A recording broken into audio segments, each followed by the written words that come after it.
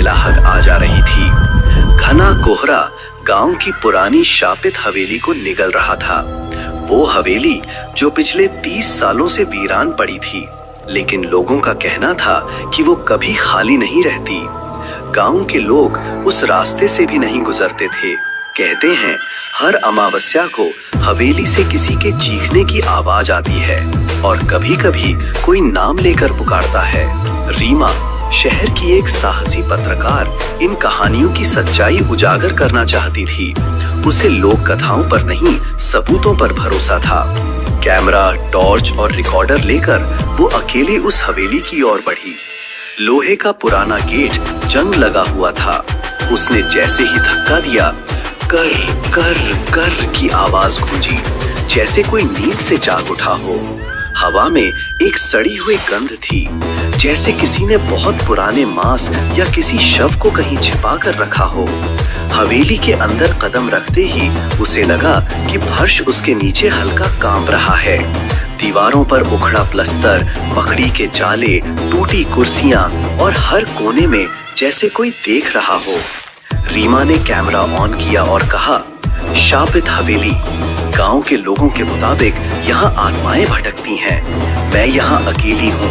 देखते हैं इन बातों में कितना सच है। टॉर्च की रोशनी दीवार पर पड़ी।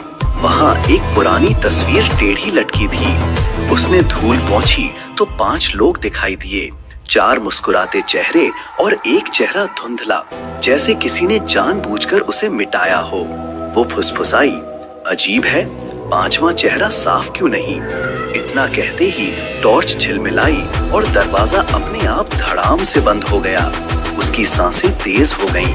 तभी ऊपर से कदमों की आवाज आई, धीमी, भारी, और उसके बाद एक औरत की हंसी, गले से फटी हुई, अस्वाभाविक। रीमा ने खुद को संभाला और सीढ़ियां चढ़ने लगी।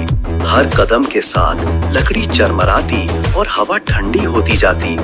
ऊपर पहुंचकर उसने देखा एक कमरा, दरवाजा आधा टूटा हुआ और भीतर वही तस्वीर रखी थी, लेकिन अब उस धुंधले चेहरे पर उसकी खुद की तस्वीर उभर आई थी।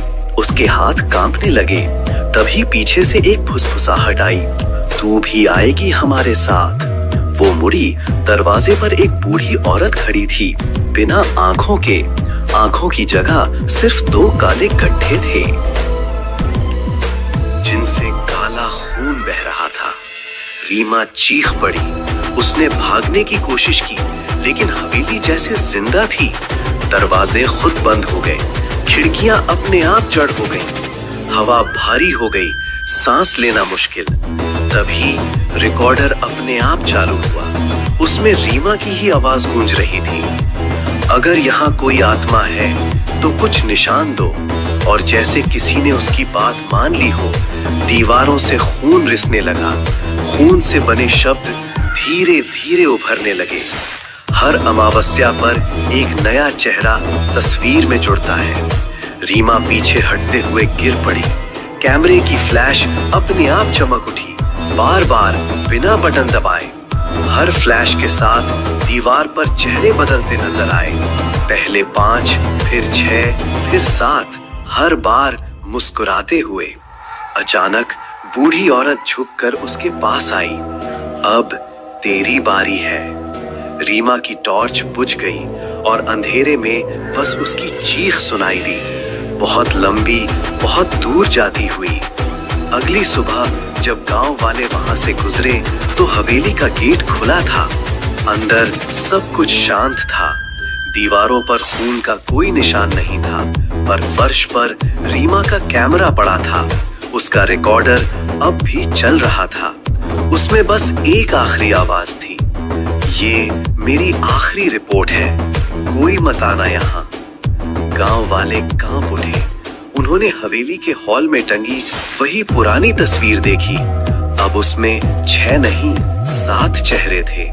बीच में रीमा मुस्कुरा रही थी, आंखें खुली हुई, जैसे वो अब भी किसी को देख रही हो। कहते हैं आज भी जब अमावस्या की रात आती है, हवेली की खिड़कियों में कैमरे की फ्लैश की रोशनी दिखती है और एक नई हंसी, रीमा की हंसी, कोहरे में गूंजती है। शापित हवेली कभी खाली नहीं रहती। यदि ये वीडियो अच्छा लगा तो चैनल को सब्सक्राइब जरूर करें। धन्यवाद।